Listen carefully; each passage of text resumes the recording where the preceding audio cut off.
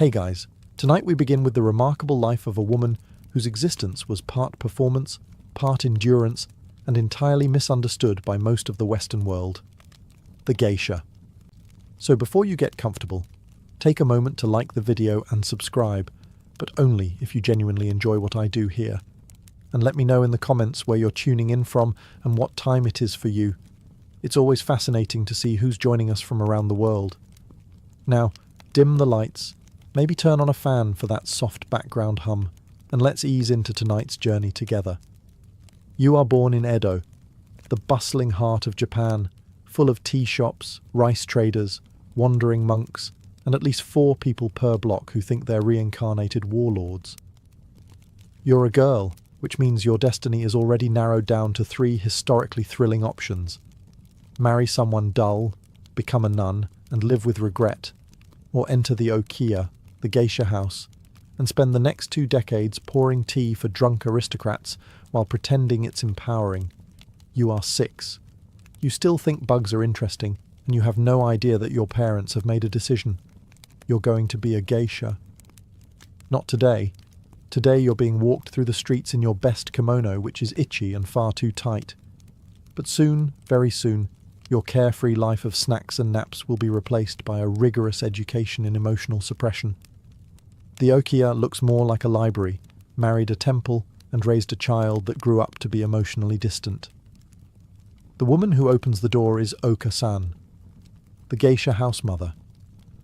She is the kind of person who can tell how much you're worth just by how you bow.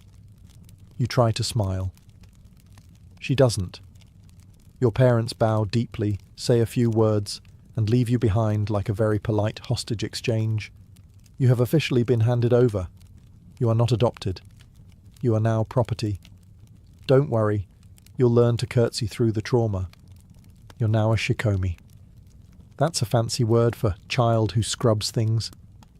You will scrub floors, prepare baths, carry water, and occasionally cry into your sleeve. Silently, of course. Your job is to watch the geisha, never speak, and absorb everything by osmosis. You sleep in the hallway, you eat last. And you owe the house money for the rice you just spilled. The geisha themselves float past you like supernatural beings. Their hair is sculpted, their steps are silent. Their gaze says, "Don't even think about breathing too loudly." You're just a walking sponge in wooden sandals. But you're watching, you're learning, and if your knees hold out, one day you too might glide through a room without being told to fetch the towels. Your days start before sunrise and end when your back stops functioning. You sweep tatami floors, stoke charcoal fires, wash kimono fabric that costs more than your soul, and fetch things. Always fetching. Slippers, water, tea, more water, the good sandals, the other good sandals. By noon you've walked more than most samurai march in a year, and heaven help you if you make noise. Shikomi must be silent. Silent like a haunted house. Speak only when spoken to, and when spoken to, respond quickly, but not too quickly, or it's disrespectful. Also don't look directly at the senior geisha, unless they're looking at you, in which case you're now looking too much. Honestly, blinking is a political act at this point. You're taught nothing formally. There's no classroom. Your entire education is observation, humiliation, and repetition. You learn how to fold an OB by watching someone do it at the speed of light. You practice bowing until your spine files a complaint. You try not to cry during your 15th failed tea pour, but somehow you start to understand how they hold the fan just so, how laughter is timed like a drum beat, how walking is a choreography of toes and timing. You realize being a geisha isn't just about beauty. It's about precision, control, and having the social reflexes of a diplomat in a landmine factory. And yet, you're still just a shikomi. You're invisible until you're useful, and then you're still kind of invisible, but now with a rag in your hand. The older girls might be kind, if you're lucky, or they might treat you like a walking cautionary tale. Either way, you keep your head down and your ears open. Because here's the secret. Everyone started here. Even the most graceful, Impossibly poised geisha in the house once scrubbed this exact floor while being yelled at for drying chopsticks the wrong way. So you endure, quietly, and you wait for your chance to stop mopping and start mattering.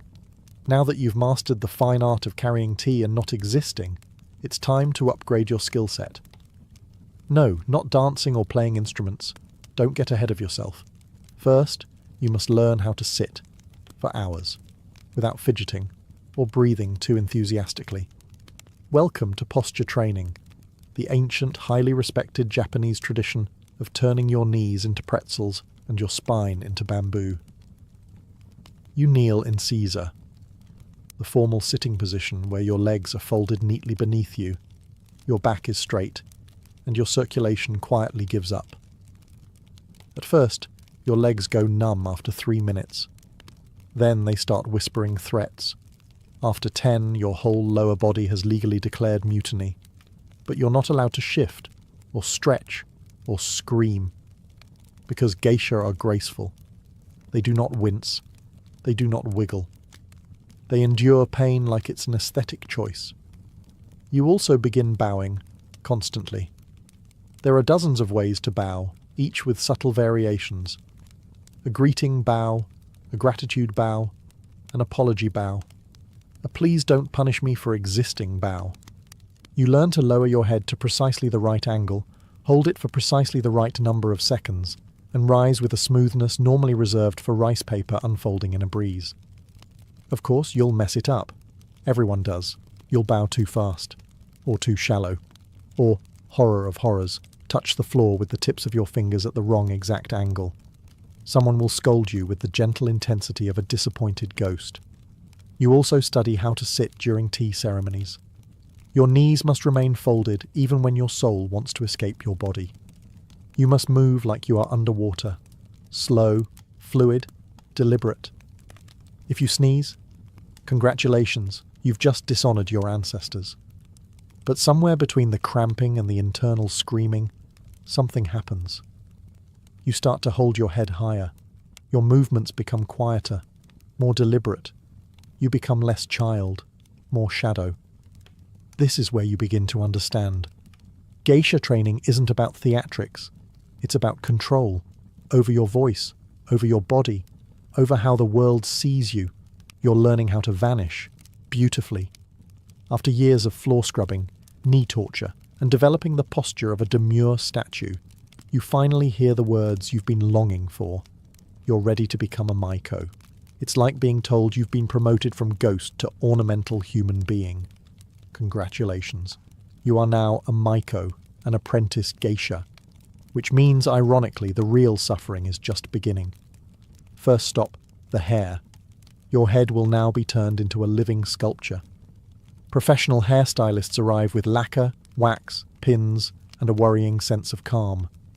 They twist your hair into the iconic Nihongami style, a towering, complex arrangement that takes hours to create and approximately one poorly timed sneeze to destroy.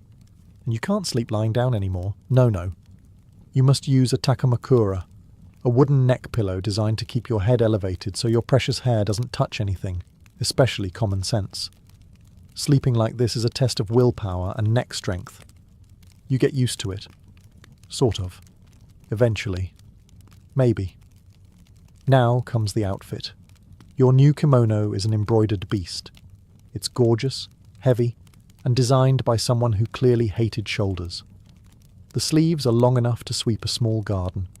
The obi, sash, is tied in an elaborate knot that sits halfway up your back and weighs about as much as a toddler. Getting dressed each day requires help, often from 2 or 3 other people who have memorized the ancient art of wrapping fabric around a human body until it's 75% kimono and 25% regret. Then there's the kanzashi, your hair ornaments. These are beautiful, seasonal, and sharp enough to qualify as light weaponry. You wear them like a crown, but they also broadcast your rank and training stage. One wrong hairpin, and everyone in the room knows you've committed a fashion crime punishable by shame. As a Maiko, your job is to watch, imitate, and occasionally serve tea while dressed like a sentient cherry blossom. You're not allowed to speak too freely, laugh too loudly, or, heaven forbid, ask questions. You are art, not commentary. But despite the discomfort, the aching scalp, and the inability to sneeze near flames, you feel something else. You're not invisible anymore. People notice you. And not just because your outfit is visible from orbit. There's no single aha moment where you wake up and think, yes, I am now a proper apprentice geisha. It's more like a slow, ceremonial promotion wrapped in silk, incense, and low-grade stress. But the official day you debut as a maiko, that's different. That day comes with ceremony and pressure. Think of it as the Edo period version of a debutante ball, except instead of dancing and punch, there's kneeling, sweating, and at least 2 full hours of hairstyling with hot wax. You've trained for years, bowed more than a religious statue, and memorized the complicated way to pour tea without looking like you're pouring tea. Now, finally, you get to show your face, painted white, of course, to Kyoto's elite, and they are judging you, politely, intensely, quietly, with folding fans. You wear your most elaborate kimono yet, layers of vibrant silk that cost more than your birth family's home. It's so long it drags behind you like a very expensive regret. Your obi is tied in the Darari style, a long trailing sash that screams, "Yes, I'm new here, please admire my suffering." Your face is fully painted now. White rice powder from forehead to neck. Red and black accents on your eyes. Lips painted in a perfect bow, though only the bottom lip at first, because apparently rookie elegance is a half-lip kind of thing. You walk through the streets in your okobo, those platform sandals that double as medieval torture devices, while everyone turns to stare. Not because you're famous, but because you're a newly minted maiko and it's a rare sight. Also, you're walking very, very slowly.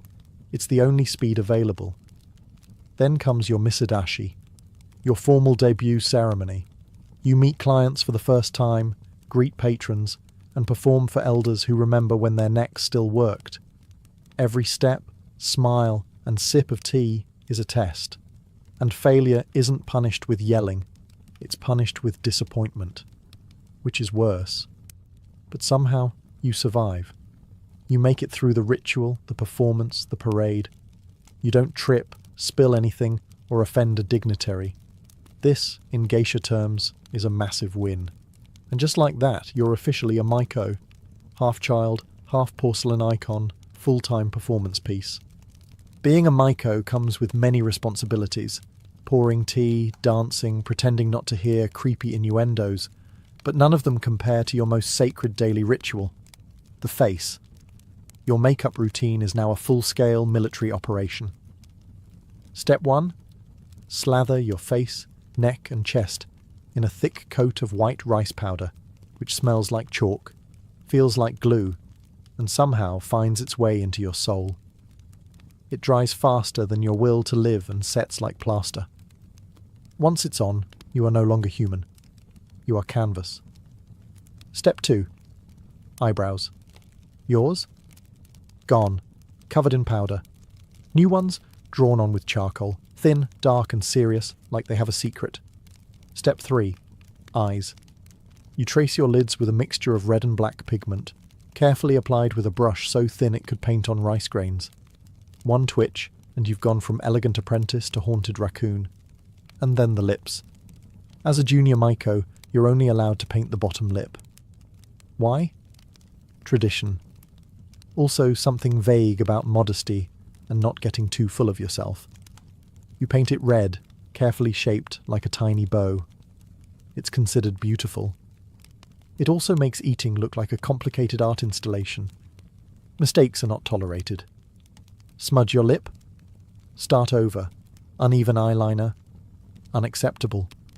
Eyeliner doesn't even exist yet. You're using powdered minerals mixed with spit and despair.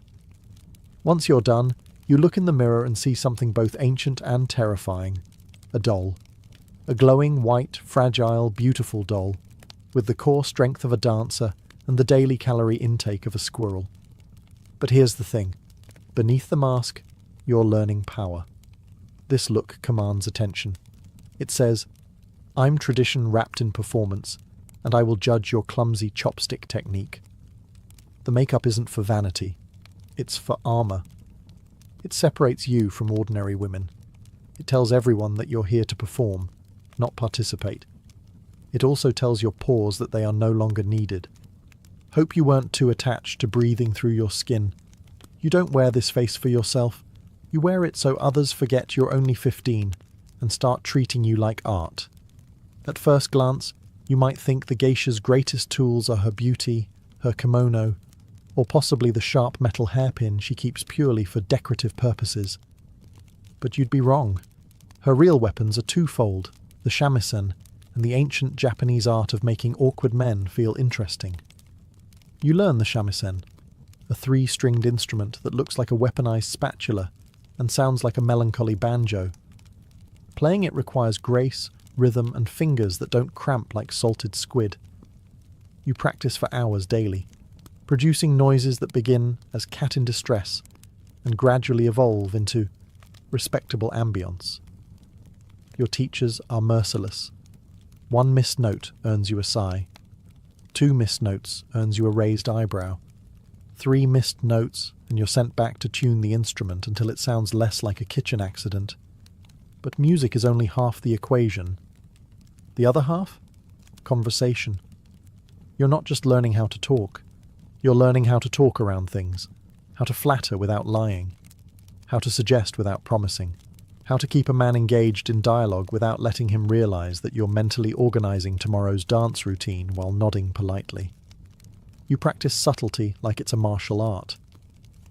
If a client mentions he's rich, you smile softly and change the topic to the moon.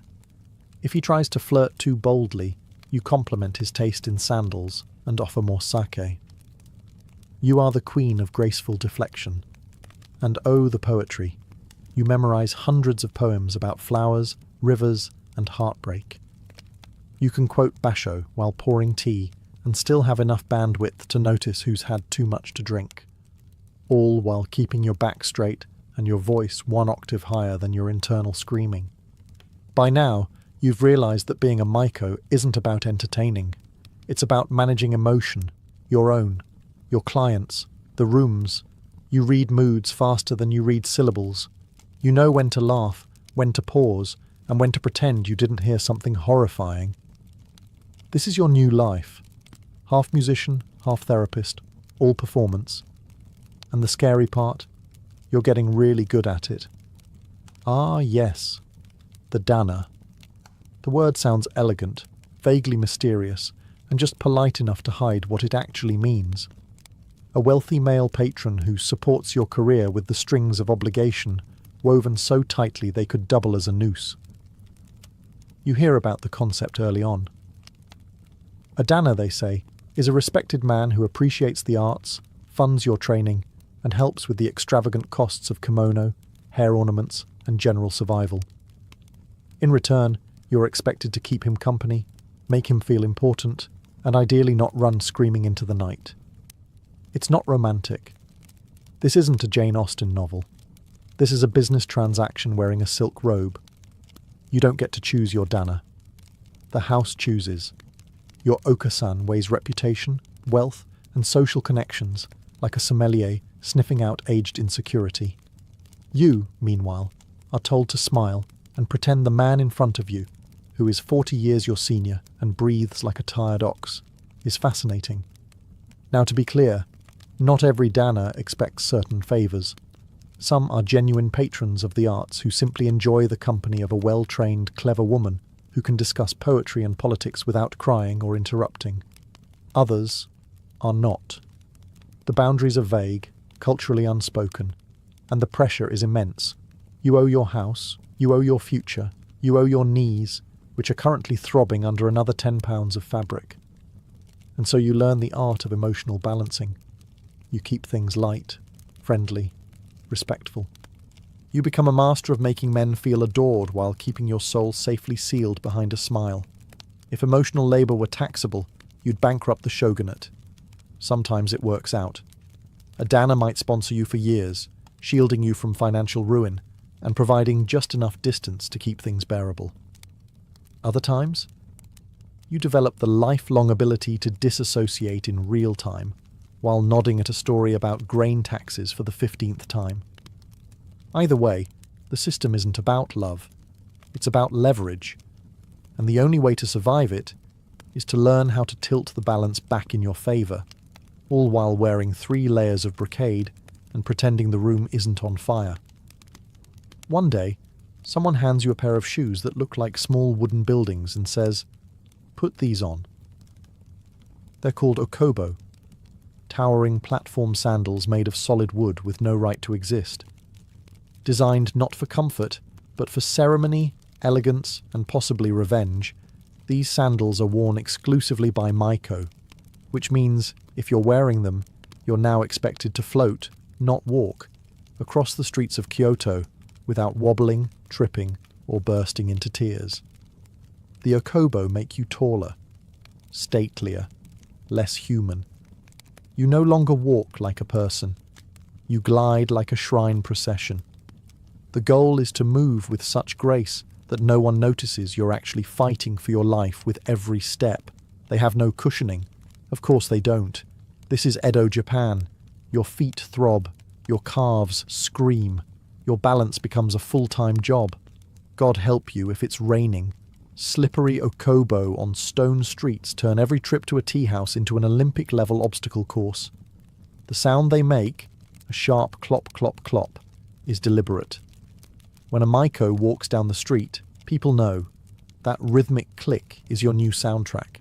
It's beautiful. It's traditional. It also lets everyone in a 5-block radius know where you are at all times. Subtlety, overrated. Eventually, your legs adjust. Sort of. You develop muscles in your ankles that you didn't know existed. You learn to fall with dignity. You perfect the art of turning corners slowly, gracefully, and with just the right amount of theatrical foot placement. And just when you think you've mastered it, someone adds a 12-pound obi to your waist and sends you to a client dinner with 3 flights of stairs. Wearing okobo is a rite of passage. It's also a public reminder that you're still an apprentice. Full geisha wear flatter shoes, because by then they've earned the right to not suffer so visibly. You're still earning it, one wooden stomp at a time. Let's clear something up. A geisha is an entertainer. You perform, you dance, you sing, you pour sake with elegance and flirtation so subtle it could pass for weather. You are a walking work of art whose power lies in restraint. You say just enough. You reveal just enough. You exist in the sacred space between admiration and distance. A courtesan, or oiran, is a high-class companion trained in the art of pleasure. Their job involves layers of performance too, but with one distinct difference. Theirs usually ends in a bedroom. Yours ends with applause, a bow, and sore feet. The visual confusion doesn't help. Both wear elaborate kimono. Both wear ornate hairstyles. But here's your cheat sheet.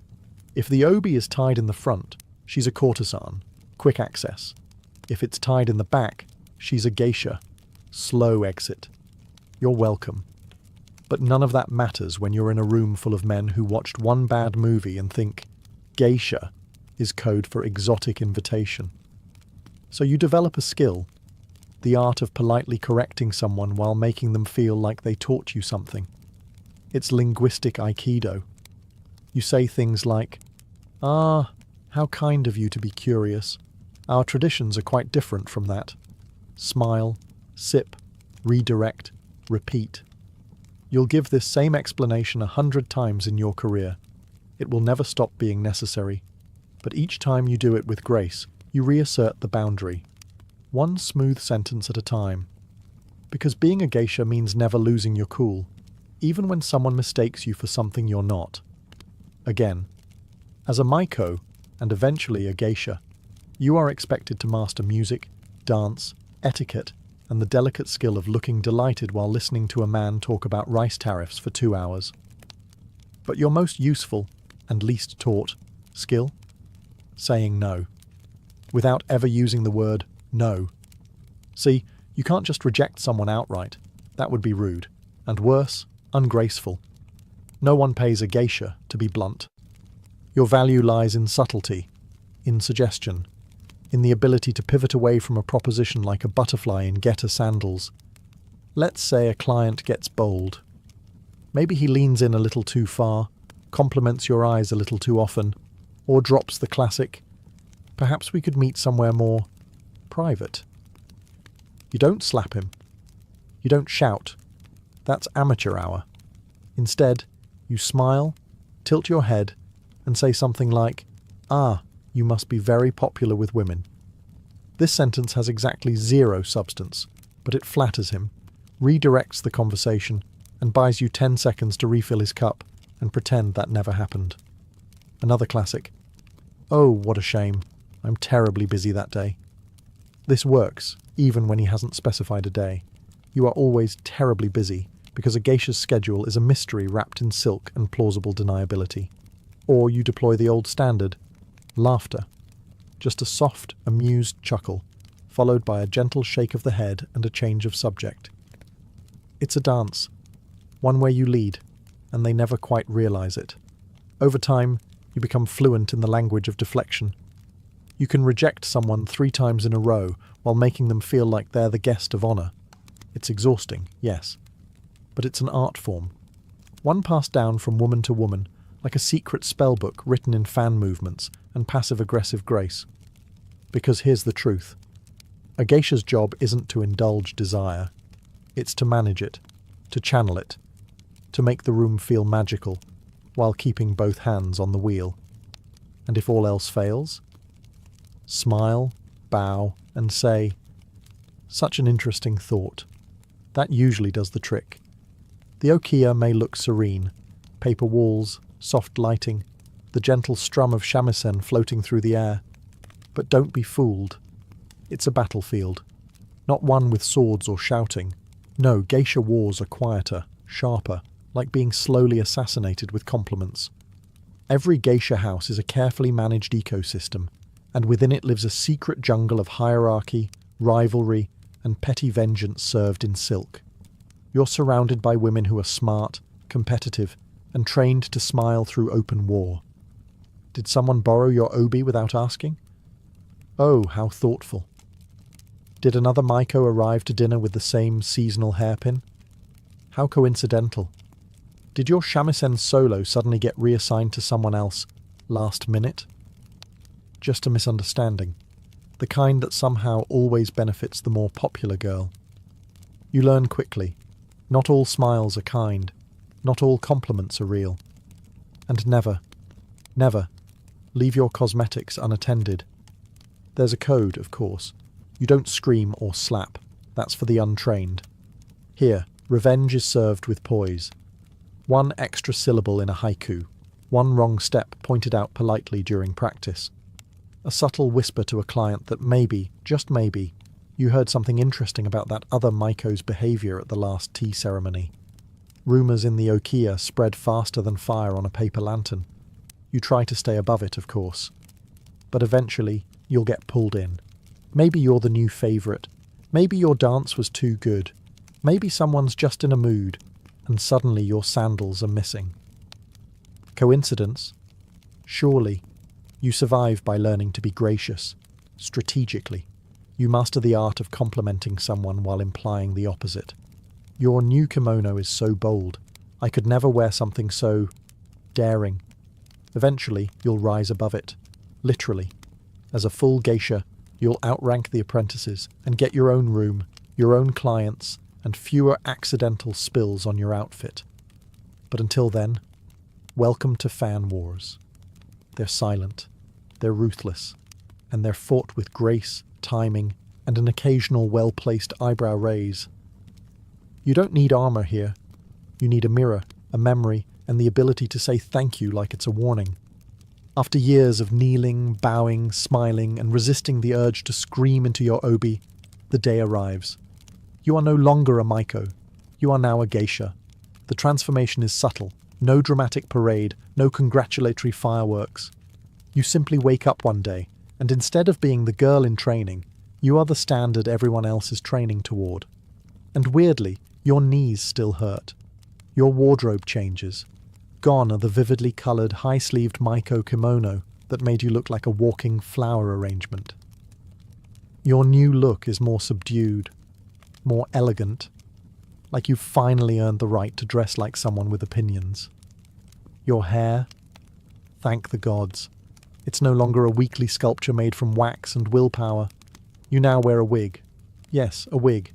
It's heavier than your head and still takes half a salon and a miracle to style, but at least you can sleep like a normal human again, which is to say poorly and on a futon.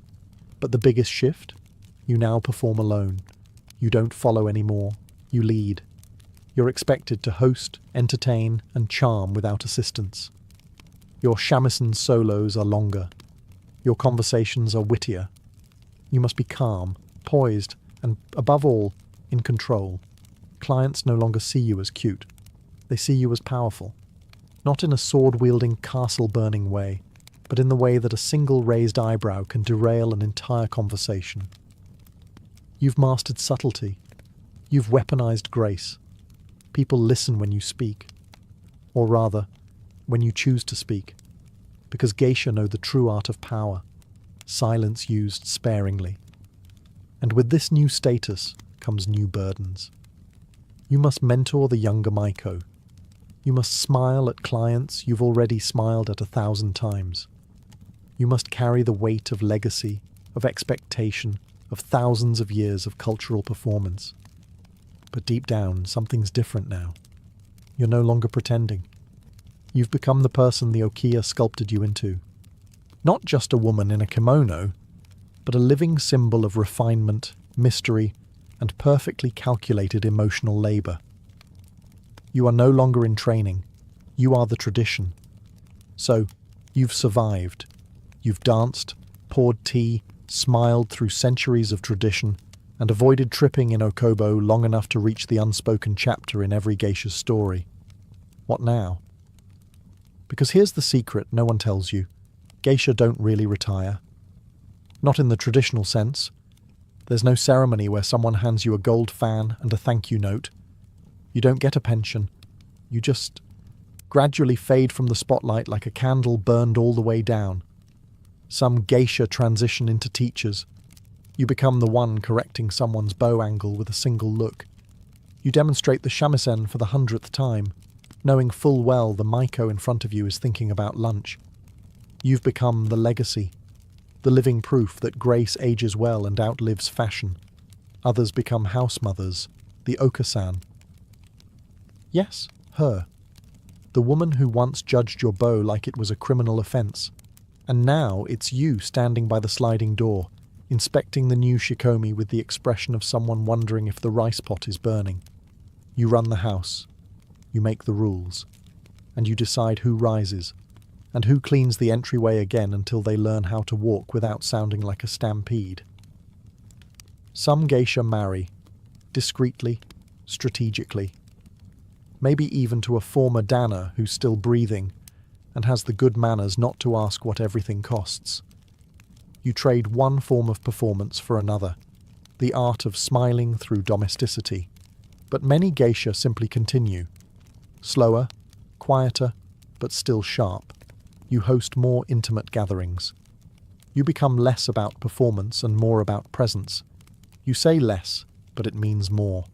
Your nod can shift the tone of a room. Your absence becomes noticeable. There's no grand exit, no final curtain call. You just shift into shadow, still wrapped in silk, still moving like a poem with ankles. And even when your public appearances grow rare, your name stays, passed on by younger geisha who still practice the gestures you perfected long ago. By now, your knees are permanently shaped like tatami mats. Your back straightens on instinct. Your voice, always melodic, holds weight. Not because it's loud, but because it rarely needs to be. You are no longer just a geisha. You are memory made visible. You won't find your name carved in stone or printed in textbooks. You won't trend. There's no viral clip of you pouring tea with surgical elegance or reciting waka poetry between shamisen chords. But your legacy isn't the kind that needs volume. It lives in the next girl, kneeling too long on aching legs, trying not to smudge her lip paint as she perfects a half-smile that hides exhaustion and radiates charm. It lives in the way the fan opens, crisp, precise, and silent, a gesture older than most empires. It lives in the quiet spaces between words at a party, where your presence still shifts the atmosphere, even if no one remembers your debut date or the name of the client who bought your first seasonal comb. Your job was never to be loud. It was to be unforgettable in ways most people wouldn't know how to explain. To captivate, not seduce.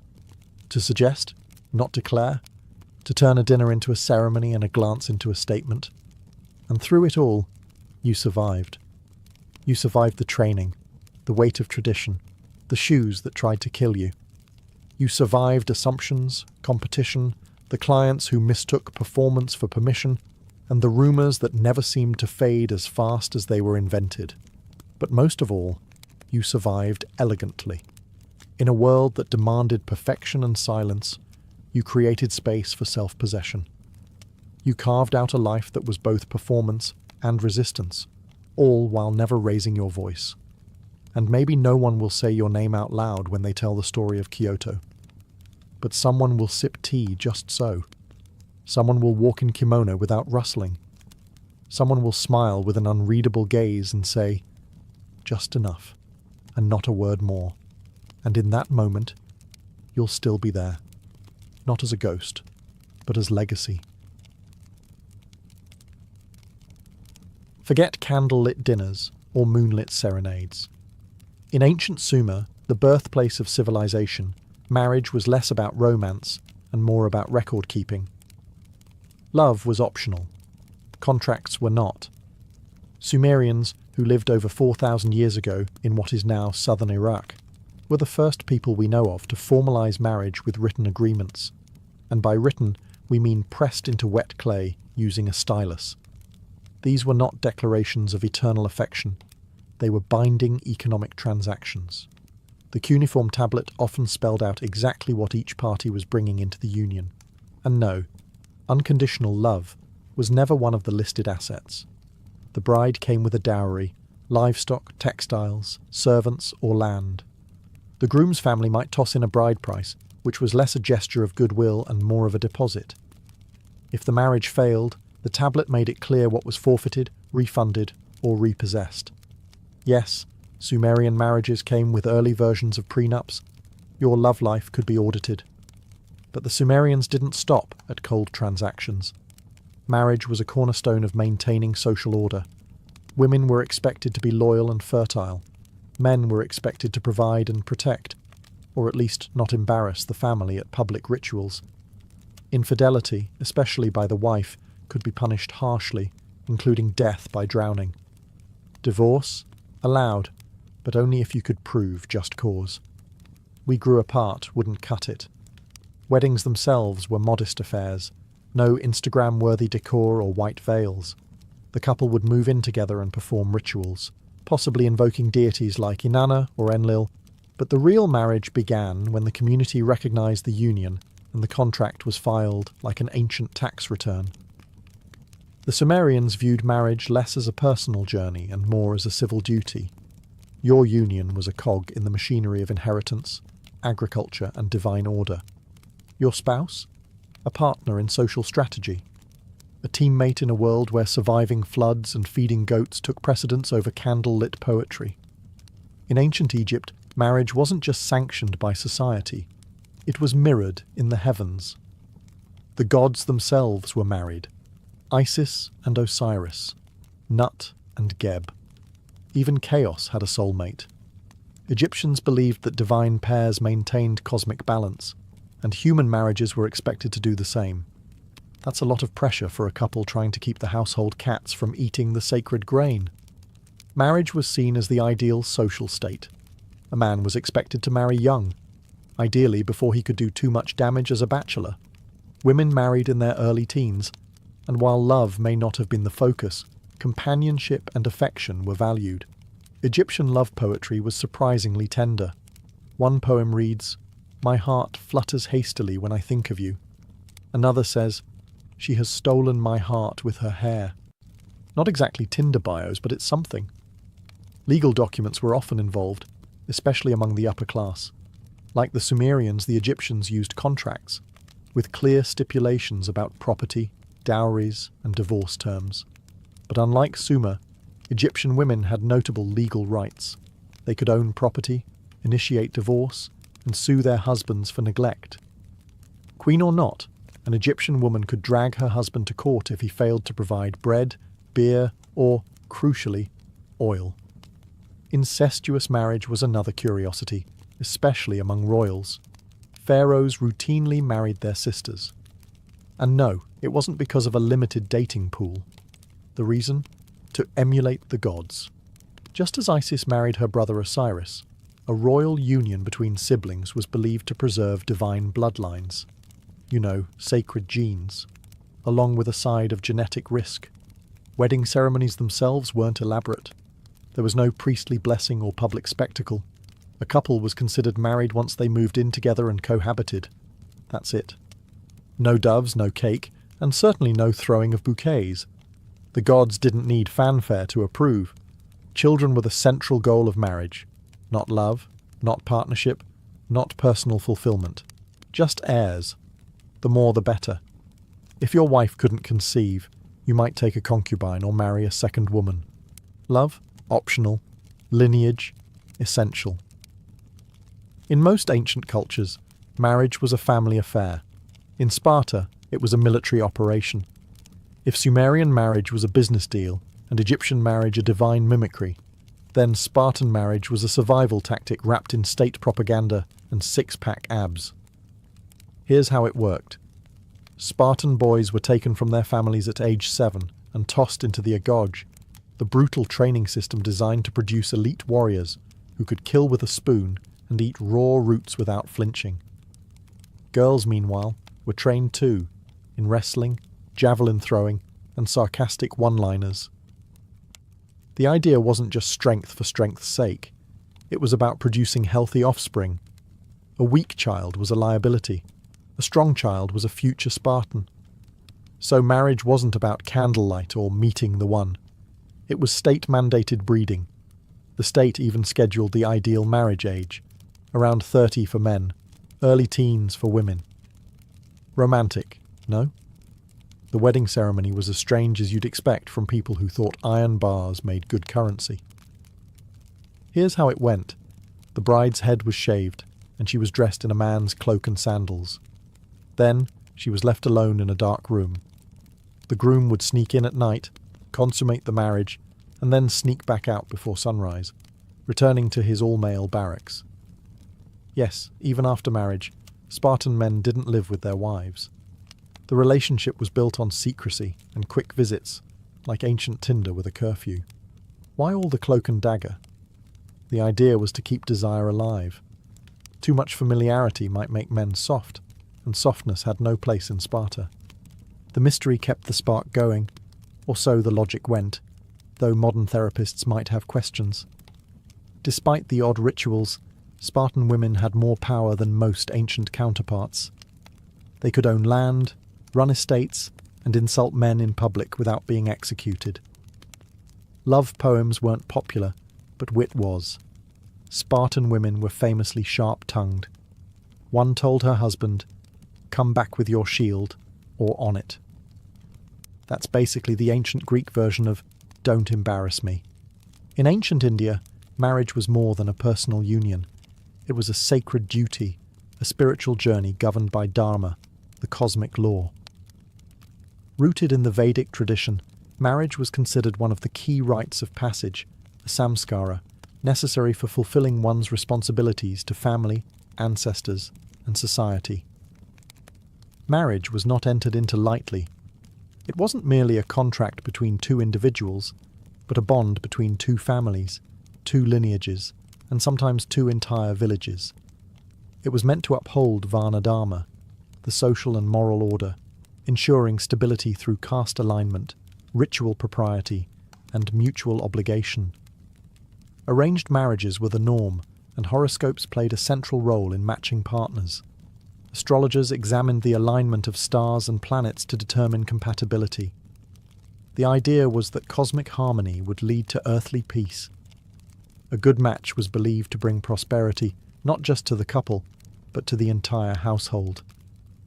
The wedding ceremony was a complex, symbolic ritual centered around Agni, the sacred fire. The couple would walk 7 steps, the Saptapadi, around the fire, taking vows at each step to nourish one another, to grow in strength, to share in wealth, to be righteous, to raise strong children, to enjoy the seasons of life together, and to remain lifelong companions. With these steps, the two were considered spiritually united. The wife, known as Stridharma Patni, was expected to be both a partner and a moral guide. She managed the household, performed religious duties, and was central to preserving the family's ritual purity. Her role, though domestic, was seen as spiritually vital. The husband was expected to protect, provide, and uphold Dharma through his own conduct. Polygamy existed, especially among the elite, but monogamy was considered ideal. Widows were expected to lead a life of austerity, although practices varied over time and region. The controversial custom of sati, where a widow self-immolated on her husband's pyre, was rare in ancient times and emerged much later, largely outside Vedic ideals. In ancient China, marriage was not a private affair. It was a deeply structured institution rooted in Confucian principles, ancestral worship, and family hierarchy. To marry was not simply to fall in love or to raise a family. It was to honour the past and secure the future, under the ever-watchful eyes of both the living and the dead. The primary purpose of marriage was continuity of the family line. Filial piety, xiao, demanded that a son marry and produce male heirs to maintain ancestral rights. If a man failed to do so, he not only disappointed his parents, but risked disrupting the family's spiritual duties. Ancestors had to be fed and honoured. A childless home was a broken chain in the lineage, a cause for shame and cosmic imbalance. Marriage decisions were never made by the young couple. Families employed matchmakers who negotiated the terms, inspected backgrounds, and consulted astrological charts. A marriage without proper celestial alignment was considered risky. Compatibility wasn't about chemistry, but about heavenly timing and earthly duty. The 6 rites of traditional Chinese marriage reflected this ceremonial complexity. It began with a proposal, then name exchange, divination, betrothal gifts, setting the date, and finally, the ceremony itself. Each step involved rituals, symbolism, and precise communication between families, a process that could take months, even years. On the wedding day, the bride wore red, the colour of joy and luck, and travelled in a decorated sedan chair to the groom's house. She was veiled, silent, and ceremonially passive. Upon arrival, the couple bowed 3 times, to heaven and earth, to the parents, and finally to each other. These bows signified the order of loyalty. Cosmos first, then family, then self. Once married, the wife entered her husband's household and was expected to obey his parents as her own. Her duty was to bear sons, manage domestic affairs, and serve quietly. While some women gained respect with age or motherhood, their position remained within a clearly defined patriarchal framework. Divorce was rare and shameful. A man could dismiss his wife for disobedience or infertility, but a woman had no such right. The marriage bond, though revered, was unbalanced in power. In ancient Japan, marriage was shaped not by centralized law or religious doctrine, but by centuries of evolving customs, regional traditions, and a profound reverence for nature and ancestors. Rooted in Shinto beliefs, the indigenous spirituality of Japan, marriage was less about formal contracts and more about purity, harmony, and social cohesion. Shintoism teaches that kami, divine spirits, inhabit all things, rivers, trees, mountains, and even people. A harmonious marriage, therefore, was seen as aligning oneself with the natural order. Purity and ritual cleanliness were essential in every major rite of passage, and marriage was no exception. In early periods, marriages were arranged by families, not romantic partners. The goals were practical: alliance building, land consolidation, and continuation of the household line, especially in elite families. However, compared to neighbouring cultures, Japan afforded women a relatively higher status in ancient times. Women could inherit property, manage estates, and wield influence within the household. The typical marriage followed a process known as muko-iri, or groom entering the bride's household. In this custom, the groom moved into the bride's family home, a reversal of the more common patriarchal traditions elsewhere in Asia. This reflected the importance of matrilineal continuity in some regions, especially among powerful families. Over time, however, this gave way to yome-iri, where the bride joined the groom's household, a shift that aligned with growing patriarchal norms. Shinto wedding rituals focused on purification and reverence. The couple would participate in a sansankudo ceremony, drinking sake in 3 sips from 3 cups. Each sip represented a bond between the individuals, between their families, and between their spirits. There were no vows in the Western sense, but the symbolism spoke of unity and mutual respect. Unlike rigid legal systems in other cultures, early Japanese marriage customs were flexible. Polygamy was practiced among elites, but not institutionalized. Divorce, while frowned upon, was possible, especially in cases of infertility or incompatibility. However, public harmony and family honor were always prioritized. The act of separating had to be handled with discretion. In ancient Rome, marriage was not simply a personal milestone. It was a civic institution, intertwined with law, class, and public duty. Romans treated marriage as a reflection of the social order, where alliances were forged, property was transferred, and lineage was preserved under the watchful gaze of the state and the paterfamilias, the male head of the household. Marriage in Rome was categorized into different legal forms. The most traditional was cum manu, where the wife left her family and came under the legal authority, or manus, of her husband or his father. She was no longer legally part of her natal family and became akin to a daughter in her husband's household. Her property became his. This form, however, gradually faded in favour of sine manu, in which the wife remained under the authority of her father and retained greater legal independence. This shift reflected evolving attitudes and the increasing economic power of elite Roman women. Marriage ceremonies were marked by ritual and symbolism. The bride wore a flame-coloured veil called the flammeum, and her hair was parted into 6 locks with a spear, a nod to tradition and the martial roots of Roman culture.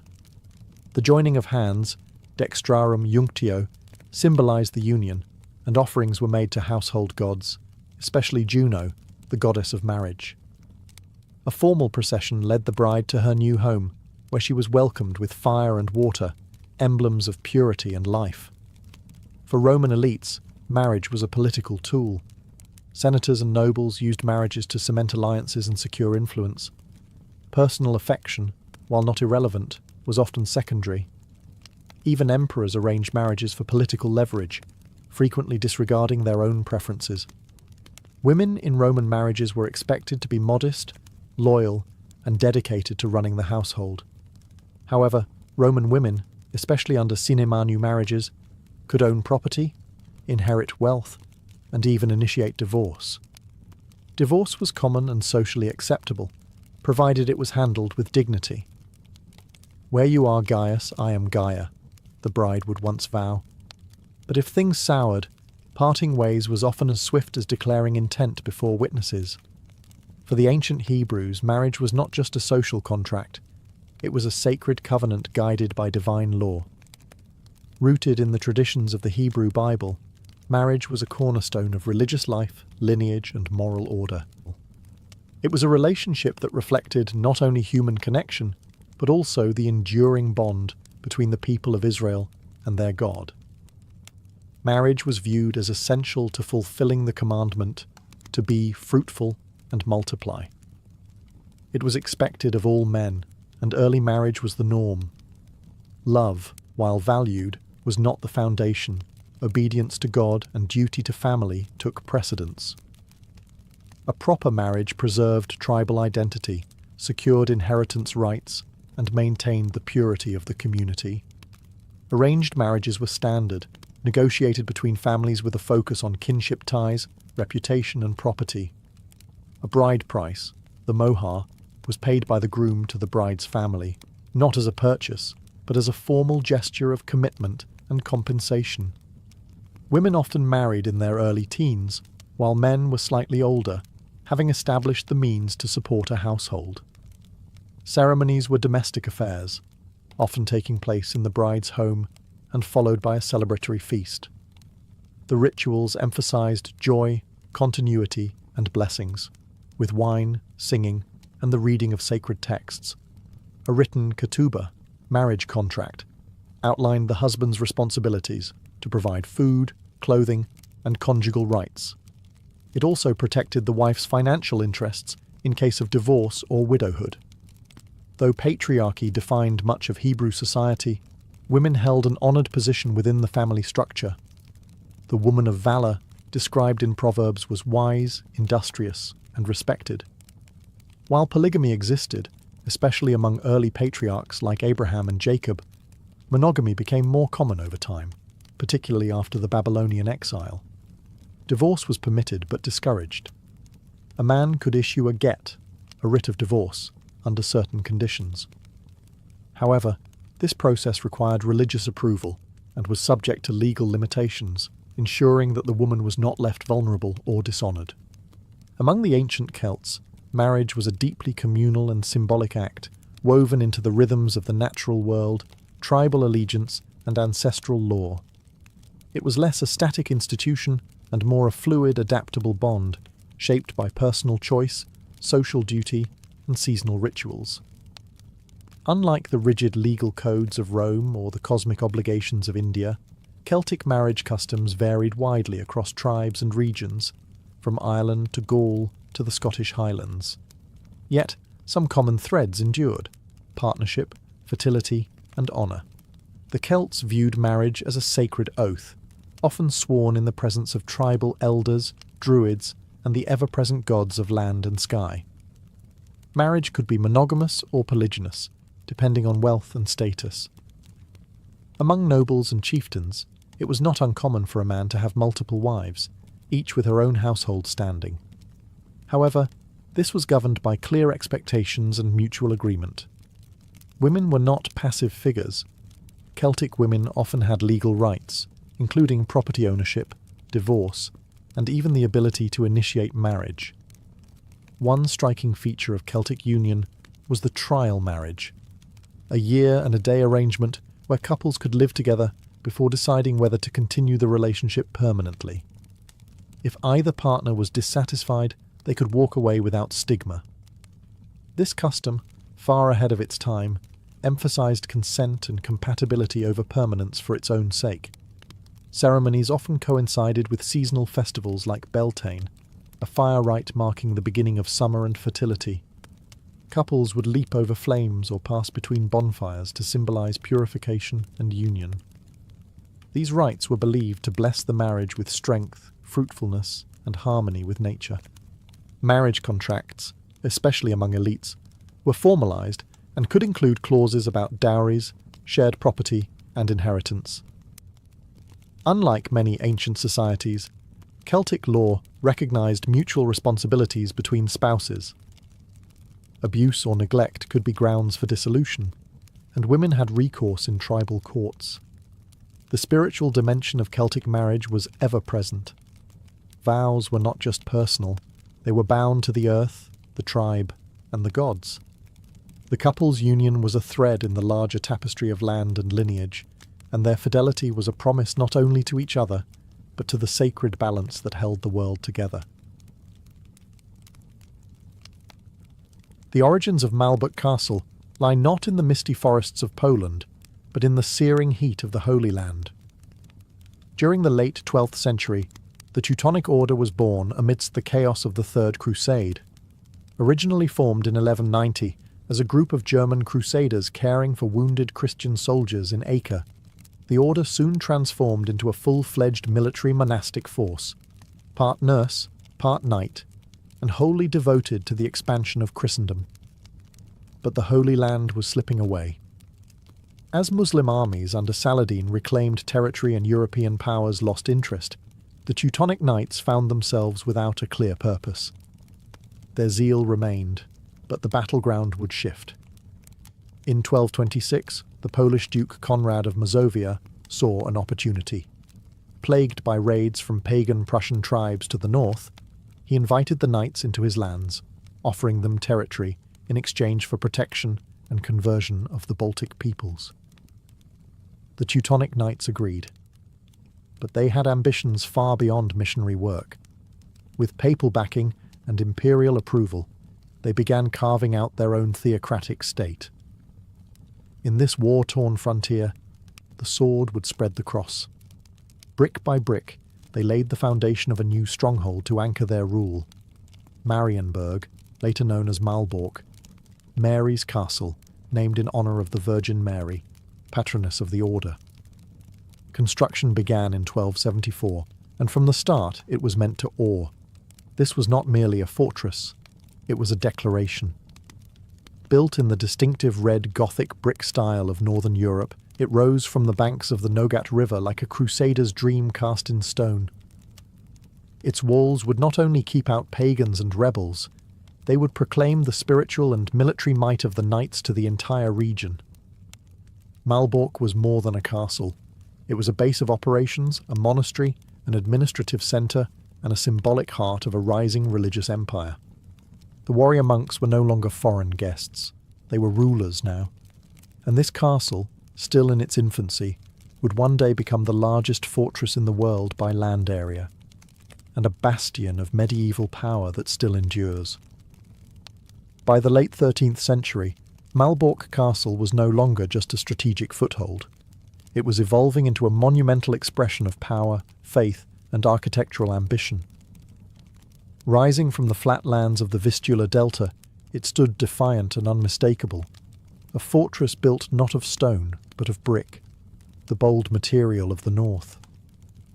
In an age where most castles clung to limestone and granite, Malbork's red Gothic walls radiated both innovation and intimidation. The Teutonic Knights didn't simply want a stronghold, they wanted a sacred fortress, where war and worship could exist side by side. The layout reflected this duality. The complex was built in 3 sections: the High Castle, the Middle Castle, and the Lower Castle, each walled and fortified, each serving distinct purposes. The High Castle, the spiritual core, housed the chapel, the chapter house, and the monks' quarters. This was where the knights lived, prayed, and planned. The architecture was designed with religious symbolism in mind. Narrow windows let in filtered light, casting long shadows on cold stone floors. Vaulted ceilings rose like cathedral arches. Defensive features doubled as spiritual metaphors. Height meant nearness to God.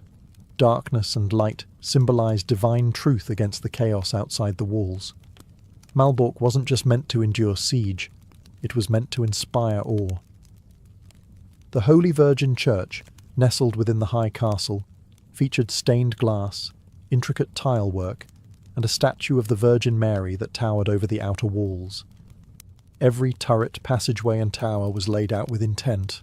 Nothing was wasted, nothing left to chance. Even the latrines drained cleverly into the Nogat River, a reminder that the knights brought order and cleanliness to a land they viewed as wild and unconverted. As the 14th century dawned, Malbork continued to expand. Craftsmen, labourers and stonemasons worked year-round. Local peasants were often conscripted to supply food, timber and manpower. Meanwhile, the fortress became the administrative and spiritual nucleus of the Teutonic Order's growing state. More than just a castle, Malbork was a statement, a brick-and-mortar sermon declaring that the Order was here to stay, both as warriors and as monks. It was faith clad in armour, a monastery wrapped in battlements, and it had only just begun to grow. As the 14th century progressed, Malbork Castle was no longer simply a military base. It had become the epicentre of a growing theocratic empire. From this formidable brick bastion, the Teutonic Knights expanded their control across the Baltic, transforming what was once a campaign of conversion into a full-scale colonization of territory, people, and resources. The order operated like a cross between a kingdom and a corporation. Its Grand Master, essentially both Pope and King within the realm, ruled from Malbork with the aid of a strict monastic hierarchy.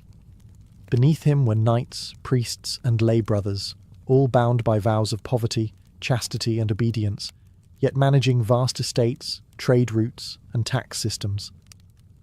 Their goal wasn't only religious, it was territorial consolidation. Forests were cleared, towns were built, paganism was driven underground or destroyed. Malbork was both the symbolic and logistical heart of this effort. Here the chapter house met to deliberate on policies, elect new Grand Masters, and decide on matters of war and diplomacy. The castle's fortified treasury guarded gold, silver, and relics, all acquired through tithes, trade, or conquest. Its armories supplied swords and armour for new crusades into Lithuania and beyond. With its influence growing, the order styled itself as a civilizing force. Roads and bridges were constructed. Trade flourished along the Vistula River. German settlers were encouraged to migrate, establishing towns with Gothic cathedrals and markets modelled on the Holy Roman Empire. The region became known not for its pagan past, but for its rigid order, under the strict rule of the Black Cross. But with power came enemies. Poland and Lithuania, still largely pagan and fiercely independent, resisted the order's expansion. While some converted willingly, others fought bitterly against forced baptism and foreign control. The borderlands became battlegrounds. Raids were frequent. Tensions simmered. Still, from the safety of Malbork's thick walls, the Teutonic Knights seemed invincible. At its height, the Teutonic Order controlled vast stretches of land stretching from the Baltic Sea deep into Eastern Europe, and at the very centre stood Malbork, no longer just a castle but the capital of a religious state, a monument to faith, power, and imperial ambition. But ambition rarely goes unchallenged. By the dawn of the 15th century, the seemingly unstoppable rise of the Teutonic Order had begun to provoke dangerous resentment. From its brick towers and iron gates, Malbork Castle presided over a domain forged in conquest and enforced through faith. But the knights had made powerful enemies, most notably the newly united kingdoms of Poland and Lithuania. In 1386, a seismic shift occurred. The Grand Duke of Lithuania, Jogaila, converted to Christianity and married the Polish queen, becoming King Władysław II Jagiełło of Poland. With this union, Lithuania, the last pagan stronghold in Europe, embraced Christianity, removing the order's core justification for its crusade. The ideological ground beneath the Teutonic Knights began to erode. But it wasn't just about religion. It was about land, influence, and revenge. Lithuania had long resisted the order's invasions. Poland had territorial disputes. Now joined by marriage, faith, and politics, the two kingdoms had the strength to confront the knights directly. Tensions turned into border raids. Raids escalated into war. The showdown was inevitable. In 1410 it came. The Battle of Grunwald, also known as the Battle of Tannenberg, saw the combined Polish-Lithuanian army clash with the Teutonic Knights in one of the largest and bloodiest battles of medieval Europe. The knights, heavily armoured and confident, were outmanoeuvred. Their army was crushed. Their Grand Master, Ulrich von Jungingen, was killed on the field. The defeat sent shockwaves through the Order's territories. But the Polish-Lithuanian alliance didn't stop at victory. They marched directly toward Malbork, hoping to deliver the final blow. As the enemy army approached, Malbork prepared. Its walls were tall, its supplies vast, and its defenders determined. The new Grand Master, Heinrich von Plauen, a brilliant strategist, took command. Siege engines were built, defences reinforced. Archers took their posts. For 2 months, the Allied armies tried to breach Malbork's defences, but the castle held. Arrows rained from battlements, boiling oil spilled from murder holes. Disease and supply shortages plagued the attackers. Eventually, the besiegers withdrew. Though bruised, the order survived. For now. But Grunwald marked the turning point. The aura of invincibility was gone, and while Malbork's walls had withstood the siege, the empire they guarded had begun to crack. Though Malbork Castle had survived the siege of 1410, the Teutonic Order was never the same. Their decisive loss at the Battle of Grunwald had shattered the illusion of dominance. The once rising tide of their theocratic empire began to recede. Their territories remained vast, their fortress impenetrable, but their grip on power was loosening, slowly, then all at once. The Order struggled under the weight of debt, war reparations, and internal unrest. To fund their defence and rebuild their armies, they imposed heavy taxes on their subjects, especially on the growing class of German-speaking merchants and townspeople. But loyalty had its limits. Discontent simmered across Prussia, fueled by economic hardship and the increasingly autocratic behaviour of the knights. In 1454, the situation erupted. A powerful confederation of Prussian nobles and cities, fed up with the Order's rule, appealed to King Casimir IV of Poland to incorporate their lands into the Polish crown. The king agreed, sparking the 13 Years' War, a brutal, grinding conflict that would decide the fate of Malbork and the Teutonic state. At first, the Order held fast. Malbork remained their jewel, their stronghold, but the tide had turned against them. The Polish army, backed by the rebellious Prussian League, pushed deep into Teutonic territory. Unable to pay their mercenaries, the knights made a fatal mistake. In 1457, facing bankruptcy, the Teutonic Orders hired troops at Malbork, largely Bohemian mercenaries, sold the castle to the Polish king, not with swords or siege towers, but with silver.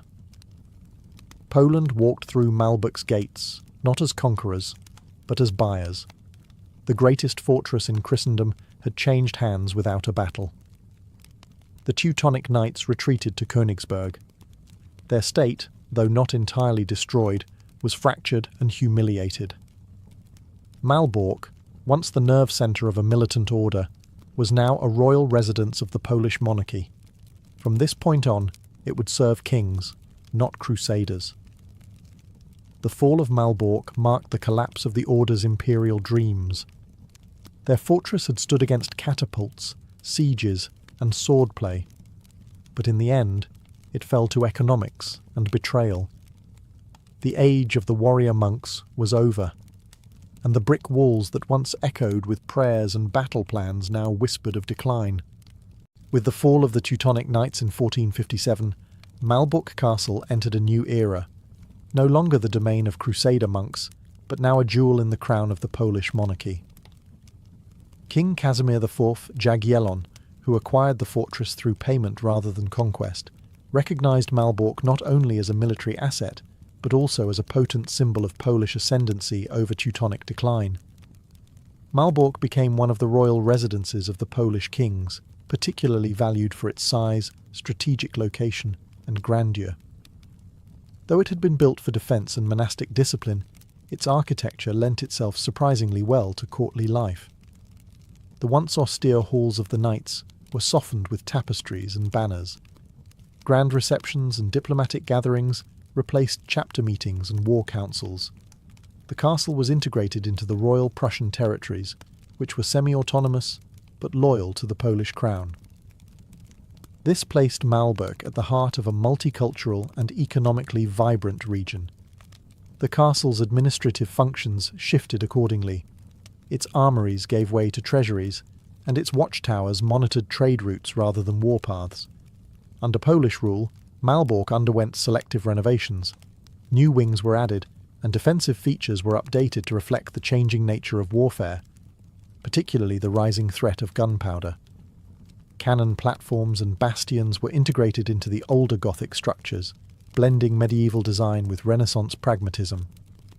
Yet for all its prestige, Malbork's role as a royal residence was seasonal and ceremonial. The Polish kings maintained their primary court in Kraków or Warsaw, visiting Malbork occasionally to oversee affairs in Prussia or host visiting dignitaries. The castle became a symbol of unity and triumph, a reminder of Poland's victory over the Order and its expanding influence in the Baltic region. Despite its reduced military significance, Malbork remained a key stronghold in the defence of northern Poland. It was garrisoned, maintained, and respected, but it was no longer feared. The fortress had traded its monastic discipline for courtly ceremony, its warlike purpose for political prestige. Still, beneath the banners and fine garments, the thick walls and deep moats remained, silent, enduring, and waiting. Though the kings had come, the castle's days of peace would not last forever. By the early 17th century, Malbork Castle once again found itself caught in the crosswinds of war. This time, not as a symbol of rising power, but as a coveted prize in the geopolitical chessboard of Northern Europe. The Swedish-Polish Wars, part of a broader struggle for dominance around the Baltic Sea, would test the fortress anew. Sweden, under the ambitious kings Gustavus Adolphus and later Charles VI Gustav, sought control of the Baltic coastline, the so-called Dominium Maris Baltici. Poland, with its sprawling but decentralized commonwealth, stood in the way. The wars between the two powers were long and bitter, driven by religious divides, dynastic rivalry, and the race for regional supremacy. In 1626, the Swedes invaded Royal Prussia. Their disciplined, modernized army quickly advanced, capturing key cities and ports. Malbork, with its thick walls and strategic location along the Nogat River, became a major objective. Though fortified, the castle was no longer the unbreakable bastion it had been in the age of the Teutonic Knights. Cannon fire, now more powerful and accurate than ever before, could batter down even the sturdiest Gothic walls. In 1656, during the cataclysmic period known in Poland as the Deluge, Malbork finally fell. Swedish troops entered the fortress, not as besiegers this time, but through surrender. The castle, undermanned and poorly supplied, could not withstand a prolonged assault. Once again, Malbork changed hands without a dramatic battle, but the impact was no less severe. Under Swedish occupation, the castle was looted and partially damaged. Priceless artifacts, treasures, and archives were carted away to Stockholm. The once revered halls of diplomacy and faith echoed with the tramp of foreign boots. For the Polish-Lithuanian Commonwealth, this loss was not just territorial, it was deeply symbolic. Malbork had stood as a triumph of Polish power for 2 centuries. Now, it was another casualty of a nation under siege. The Swedes held the castle for several years, until Poland regained it as part of its eventual, though costly, recovery. But the damage had been done. Malbork was now a fortress marked by occupation, its role as a royal seat fading, its scars visible in shattered walls and empty chapels. War had returned, and Malbork had weathered the storm, but not unscathed. By the 18th century, Malbork Castle, once the beating heart of a military monastic state, and later a proud symbol of Polish kingship, had faded into quiet obscurity. The political world around it was unravelling. The Polish-Lithuanian Commonwealth, weakened by internal strife and foreign interference, faced its final partition in 1795, disappearing entirely from the map. Malbork, like much of the region, was absorbed by the expanding kingdom of Prussia. Under Prussian rule, the castle's strategic importance had all but vanished. Gunpowder warfare had rendered medieval fortresses largely obsolete. Malbork was no longer a royal seat, no longer a symbol of conquest. It was a massive, aging structure that was too expensive to maintain and too awkward to modernize. The Prussian authorities found new, mundane uses for its vast halls and echoing chambers. The chapel where Teutonic knights had once prayed became a warehouse. The refectories turned into barracks. Even parts of the ornate interiors were gutted to make room for storage and military supplies. Some structures were dismantled entirely, with bricks repurposed for other buildings in the area.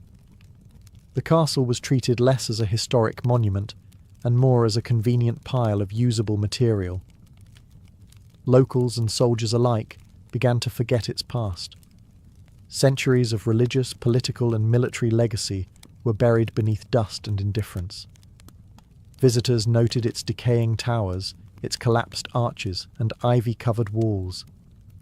The once proud fortress was now little more than a shell of faded glory, a relic too large to ignore, yet too costly to restore. But even in its decline, Malbork never fully disappeared. Travellers from Germany and beyond occasionally came to marvel at its size, sketch its silhouette, and wonder at its forgotten grandeur. Romantic-era artists and thinkers, enchanted by medieval ruins and stories of chivalry, began to see the castle not as obsolete, but as timeless, a frozen echo of a more heroic age. Still, the castle remained largely neglected, no longer defended, no longer ruled, no longer celebrated. Malbork stood in silence. The walls that had once rung with battle cries, processions, and royal decrees now held only dust, shadows, and memories. It would take a new century, a rising interest in national identity, and a wave of historical romanticism to breathe life back into its weathered bricks. In the 19th century, Malbork Castle's long silence was finally broken. As nationalism swept through Europe, so too did a newfound reverence for the medieval past. Ruins became relics, forgotten fortresses became touchstones of cultural pride. For the Germans, now seeking a unified identity, Malbork, or Marienburg as they called it, emerged as a symbol of Teutonic strength and romanticised knighthood. The restoration began in earnest in the 1800s, led by Prussian architects and historians who saw in the decaying bricks not just a structure, but a story. Detailed studies were conducted. Gothic motifs were carefully reimagined. Sections were rebuilt with painstaking attention to medieval styles, though often with a touch of 19th century artistic license. The process wasn't always historically accurate. Some elements were idealized rather than authentic, but the spirit of revival was strong. Malbork became a national monument of the German Empire. Paintings, operas, and textbooks depicted it as a cradle of Teutonic glory. German emperors visited, and ceremonies were held in its great halls. It was no longer just a castle. It was heritage, myth, and architecture fused into a single powerful icon. But history's tides would shift again. After World War I, the region was contested. After World War II, it was transformed. In 1945, as Soviet forces advanced into East Prussia, Malbork suffered heavy bombardment. Fires gutted the interiors, walls crumbled. Once again, the castle was at war, and once again, it was left in ruins. After the war, Malbork became part of a reborn Poland, and its identity changed once more. No longer a symbol of German pride, it became a reclaimed piece of Polish history, not for conquest, but for preservation. The post-war Polish government undertook another massive restoration, this time aiming for historical fidelity and cultural inclusivity. Brick by brick, it was rebuilt, not as a fortress of war, but as a monument to resilience. Today, Malbork Castle stands as the largest brick fortress in the world, a UNESCO World Heritage Site, and a testament to nearly 8 centuries of European history. Tourists wander its courtyards. Historians study its layers. Its walls, once stained by siege and politics, now echo with the voices of schoolchildren and the quiet awe of visitors. Malbork no longer defends, it remembers. In the early 1800s, the United States was a young nation with restless ambitions. Its eastern cities were growing, but for many Americans, the real promise lay beyond the Appalachian Mountains, in the vast, untamed wilderness of the West. This desire to expand was more than a personal impulse. It was wrapped in a national philosophy known as manifest destiny, the belief that Americans were destined, by providence or purpose, to settle from the Atlantic to the Pacific, no matter what or who stood in the way. What began as a trickle of brave homesteaders soon swelled into a mass movement. By wagon, horseback, and on foot, thousands of families ventured into the frontier. drawn by the hope of cheap land, fresh opportunity, and the chance to escape debt, poverty, or overcrowded cities. Land grants, homesteading laws, and glowing newspaper editorials promised fertile soil, freedom, and ownership, all waiting for the bold to take. But the journey west was not for the faint of heart. Pioneers faced weeks, even months, of grueling travel. Trails like the Oregon Trail, Santa Fe Trail, and California Trail became lifelines across mountains, rivers, and plains. Supplies were packed tightly into wagons, which served as both transportation and temporary homes. Dangers lurked everywhere.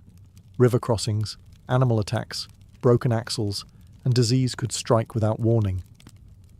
And yet, the pull of the West remained irresistible. For many, the idea of carving out a piece of the frontier was more than a land grab. It was a shot at reinvention. A poor tenant farmer could become a landowner. An immigrant with no inheritance could start anew. On the frontier, there were no neighbours to impress, no aristocracy to navigate, only raw land and the will to tame it. The frontier was also a place of contradiction. It promised freedom, but it came at the cost of displacing indigenous peoples whose lands were redefined as wilderness. It offered opportunity, but only for those strong or fortunate enough to survive. Still, the myth of the frontier, of rugged individuals braving the unknown, became woven into the American identity. And for those first pioneers, life on the frontier was not just a dream. It was a gamble taken 1 mile, 1 river, and 1 wooden wheel at a time. Once the journey west was complete, if it was completed at all, the real work began. The American frontier did not welcome settlers with ready-made homes or planted fields. It offered only trees, soil, weather, and time.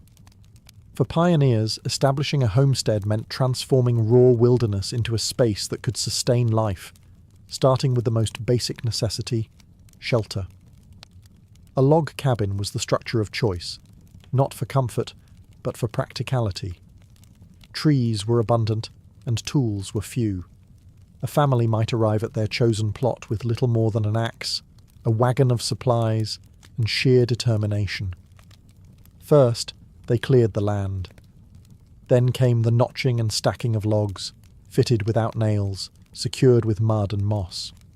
Roofs were often made of split logs or thatched grass. Windows were rare luxuries. If present, they were small and often covered with greased paper instead of glass. Inside, life was harsh but purposeful. One-room cabins housed entire families, sometimes a dozen people or more, all under the same roof. Privacy was nearly non-existent. Cooking was done over open hearths, and smoke often filled the cramped space. Bedding might be straw stuffed into cloth sacks. Furniture was rough-hewn and homemade. Every item served a function. There was no room for decoration, only survival. But even in these difficult conditions, life began to take shape. Gardens were planted, small livestock raised. Children gathered firewood and fetched water from nearby streams. Women cooked, preserved food, spun cloth, and tended to illness. Men hunted, trapped, built fences, and defended the homestead when necessary. Each season brought new labour, planting, harvesting, chopping wood, preserving food for winter. Rest was rare, neighbours were few and far between, but when they did exist, they were invaluable. Frontier families often worked communally, raising barns together, helping each other during childbirth, or gathering for seasonal harvests. Survival depended not only on independence, but also on a fragile web of mutual aid. On the American frontier, nature was both provider and adversary. While the land held the promise of bounty, it offered nothing freely. Every meal, every warm fire, every drop of clean water had to be earned through sweat, skill, and endurance. There were no markets, no electricity, no stocked pantries, only what could be grown, gathered, hunted, or preserved. Food was a daily concern, not a convenience. In the early months of settlement, many families relied on hardtack, salted pork, dried beans, and flour brought from the east. These supplies, though essential, dwindled quickly. The long-term solution was self-sufficiency. Gardens were planted as soon as the ground thawed. Corn, beans, squash, and potatoes were staples. Herbs were grown for both flavour and medicine. Nothing went to waste. A single failed harvest could mean hunger, or worse. Meat came from the wilderness. Men and older boys hunted deer, rabbits, wild turkeys, and sometimes larger game like bison. Traps were set for smaller animals.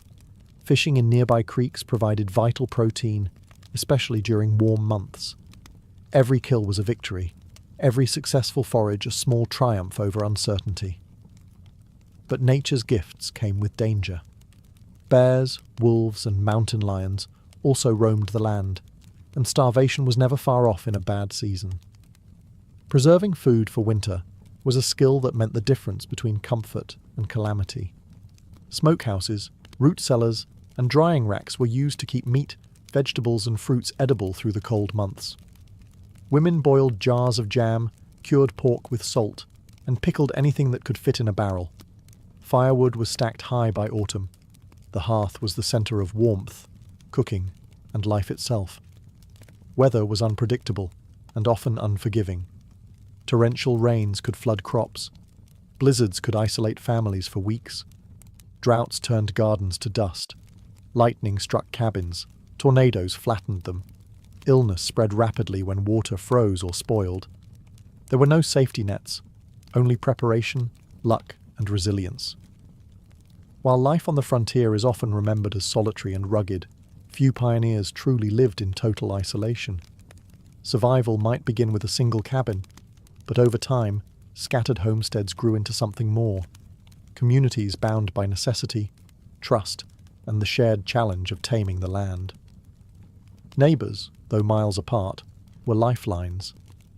In the absence of formal institutions, frontier families relied on one another. Barn raisings, harvests, log rollings, and quilting bees were more than chores. They were social events. A dozen men could raise a structure in a day. Women would prepare food, care for children, and offer news from miles away. These moments built bonds stronger than fences. They made survival a shared effort. Without newspapers, telegraphs, or town criers, news travelled by word of mouth. A travelling trader, or a visitor from a nearby settlement, could bring stories from hundreds of miles away. Political changes, rumours of war, sightings of native tribes, or news of a harsh winter coming. Such information passed from cabin to cabin like wildfire. When a family received a letter, it was often read aloud multiple times to friends and neighbours, becoming a shared window into the world beyond. Religion played a unifying role. Itinerant preachers, often called circuit riders, travelled long routes, delivering sermons in cabins, barns, or open fields. Families would walk for hours just to attend a Sunday service, turning it into a full-day event of prayer, song, and fellowship. Faith provided comfort and moral structure in a world where law was still taking root. Education was scarce, but valued.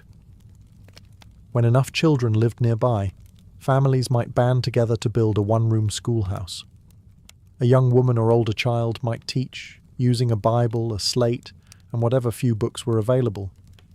Community events like spelling bees and holiday gatherings offered rare joy and a sense of normalcy amid the hardships. Life on the frontier was not only a struggle against nature, it was also a collision of peoples, cultures, and claims to the land. As settlers moved westward, they entered territories long inhabited by Native American tribes. For the pioneers, the land was a promise. For indigenous peoples, it was home. The result was a tense, often violent balance between conflict and coexistence. Some encounters were peaceful. Trade was common along major trails. Settlers exchanged metal tools, cloth or firearms for furs, food, and local knowledge. Native guides sometimes helped families navigate unfamiliar terrain or warned them of incoming storms. There were moments of genuine friendship, shared meals, gifts, and quiet understanding across the cultural divide. But these moments were fragile, and the pressure of expansion would strain them to breaking. As more homesteads appeared, so did tensions over land and resources. Settlers cleared forests, diverted water, hunted game, unaware or indifferent to the fact that these lands were deeply tied to the spiritual, economic, and ancestral life of native nations. Treaties were signed, then broken. Promises were made, then ignored. As a result, hostility grew. Raids occurred on both sides. Some settlers feared attacks at night. Homes were fortified, rifles kept close. Children taught to stay quiet and hidden. Stories of violence, whether exaggerated or true, travelled fast and stoked fear. At the same time, indigenous communities saw their lands shrink, their hunting grounds vanish, and their way of life threatened by unfamiliar laws and permanent fences. Militias were formed, forts were built. Entire conflicts erupted, from small skirmishes to full-scale wars like the Black Hawk War or the clashes along the Oregon Trail. Some native tribes chose to fight. Others tried diplomacy or moved further west, only to face more settlers in time. There was no simple resolution. Yet even amid conflict, instances of cooperation endured. Some Native Americans worked alongside settlers, married into families, or converted to Christianity. Some settlers adopted indigenous farming methods, herbal medicine, or winter survival techniques. The frontier was a place of blurred lines. Not always war, not always peace. On the American frontier, survival was often credited to grit, strength, and resilience, and no one embodied these traits more quietly and completely than the women of the wilderness. While frontier tales often spotlight men blazing trails or fending off wolves, it was the labour, intelligence, and endurance of women that held frontier life together, day after grueling day. Women wore many roles, often at once. They were mothers, doctors, teachers, farmers, hunters, and protectors, expected to work from sunrise to long after sunset. A pioneer wife might begin her day kindling the fire, milking the cow, and preparing breakfast. From there, she churned butter, mended clothing, tended to children, gathered herbs, and maintained the garden. In emergencies, she delivered babies, dressed wounds, and sat beside the dying, with no formal training, and often no help. Yet women were not confined to the home. Many worked the fields beside their husbands, chopped wood, or helped build cabins. Some hunted small game. Others drove wagons during the westward journey, managing oxen and navigating rugged terrain when men were injured or away. When widowed, which was not uncommon, they took on entire homesteads alone, raising children and crops with little more than raw determination. Women also brought culture, learning, and continuity. In isolated regions with no schools, they taught their children to read and write using family Bibles and borrowed books. They kept diaries, wrote letters, and recorded recipes and remedies, documents that later became rich historical records. Through them, we see the human side of the frontier, the longing for community, the struggle against loneliness, the quiet pride in a well-baked loaf or a warm quilt. They also formed the spiritual and emotional core of many frontier communities. Women organised prayer meetings, holiday gatherings, and mutual aid networks. When a neighbour was ill, they brought broth and comfort. When a child died, they dug the graves and mourned together. Their strength was not always loud, but it was ever-present, steady as the hearth fire. For children on the American frontier, life was not defined by toys or schoolbooks, but by responsibility, resilience, and resourcefulness. From an early age, frontier boys and girls were expected to contribute to the family's survival. Childhood was brief and often harsh, shaped by hard labour, long winters, and the ever-present challenges of a wild and changing land. Daily life for frontier children revolved around chores, not play.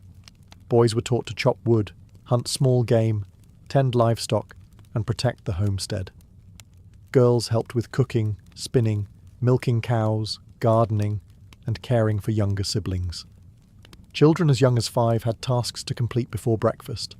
There was little room for idleness when every pair of hands mattered. That said, Childhood on the frontier wasn't entirely joyless. Children found time to play with what they had: a rag doll sewn by hand, a carved wooden animal, or a hoop and stick. They invented games using stones, sticks, or imagination, often drawing from stories passed down around the hearth. Social gatherings like harvests or barn dances offered rare chances for fun and interaction with other children, sometimes many miles away. Education was a privilege, not a guarantee. In many regions, there were no schools at all. Where schools did exist, they were often one-room cabins with a single teacher instructing children of all ages. Lessons were short, and school terms were often scheduled around planting and harvest seasons. Books were rare, paper even rarer. Children learned by reciting aloud, writing on slates, and memorizing verses, often from the Bible. Despite the hardships, frontier life instilled values that children carried into adulthood: self-reliance, discipline, thrift, and toughness. Children learned to care for animals, cook meals, and repair tools. Not for enrichment, but for survival. They witnessed birth, death, and nature's fury up close, often without protection or explanation. These experiences created a maturity far beyond their years. Winter on the American frontier was not a passing season. It was a test of everything a family had prepared for. When the first snow fell, the frontier changed. Trails vanished, rivers froze, trees stood bare, and the wind cut through even the thickest wool. For weeks or even months, isolation became total, and survival depended entirely on what had been done before the cold arrived. Cabins were reinforced. Cracks in the walls were stuffed with moss, clay, or cloth. Firewood was stacked high, cords and cords of it, because once the snow came, going out for more could mean frostbite, or worse. The hearth became the heart of the home. Its fire burned day and night, warming the cabin, cooking the food, and offering a fragile sense of normalcy amid the cold. Food preservation was critical. Families who failed to salt enough meat, dry enough vegetables, or store enough grain often went hungry. Root cellars were dug deep, insulated with straw, and stocked with potatoes, onions, and jars of preserves. Meals were simple but heavy: stews, cornbread, dried fruit, and beans, meant to stretch as far as possible. But beyond hunger and cold, loneliness posed its own danger. Weeks might pass without seeing another soul. Snowdrifts made travel nearly impossible. Letters from back east arrived late, if at all. The silence of the woods was profound. For some, especially women and children, the solitude became unbearable. Cabin fever, anxiety, and depression were common, though rarely spoken of. Families passed the time with what they had: storytelling, Bible reading, mending clothes, carving tools, or patching quilts. Children played quietly indoors, learning to entertain themselves without much space or distraction. Every day was measured by the fire's glow and the stores in the cellar. But even in the deepest cold, endurance took root. Winter was a season of waiting, for the sun to rise a little earlier, for the snow to melt, for the earth to soften again beneath tired boots. And when spring finally came, with its thawing creeks and returning birds, frontier families emerged from their cabins, thinner but alive. By the late 19th century, the American frontier had begun to fade. Railroads cut across the plains. Towns rose where once there was only forest, and the once vast wilderness was divided by fences and deeds. But the legacy of the frontier, its culture, values, and myths, endured long after the last wagon wheel creaked westward. The U.S. Census of 1890 famously declared the frontier closed. The land had been settled, mapped, and claimed. Homesteads became farms, cabins became towns, and territories became states. What had once been a dangerous and unpredictable edge of civilization was now part of the nation's center. Yet the story of the frontier remained deeply embedded in American identity, shaped by those who had endured it. The people who settled the frontier left behind more than log cabins and split-rail fences. They left a national character built on self-reliance, perseverance, and innovation. The idea that one could carve out a life with their own two hands became central to the American dream. The frontier ideal romanticized hard work, personal freedom, and rugged independence, values still echoed in modern culture, politics, and folklore. But this legacy was complex. The same expansion that brought opportunity to settlers came at devastating cost to native peoples. Tribes were displaced, treaties broken, cultures disrupted or destroyed. The landscape itself was forever changed. Forests cleared, rivers redirected, wildlife hunted nearly to extinction. The triumph of the frontier came with irreversible consequences. Still, the stories endured. Frontier diaries, oral histories, and family legends kept the spirit of those early years alive. Pioneers became icons. Men like Daniel Boone and Davy Crockett, women like Laura Ingalls Wilder, representing courage and endurance. Their lives were transformed into books, songs, and, later, films. The reality was often harsher than the legend, but the myth carried meaning. Today, remnants of the frontier still stand. Weathered cabins, wagon ruts, and gravestones carved by hand. Museums and historic sites preserve the artifacts, but the truest legacy lies in the enduring sense of possibility that the frontier inspired, the belief that a person, no matter their origin, could start over, endure hardship, and leave something behind.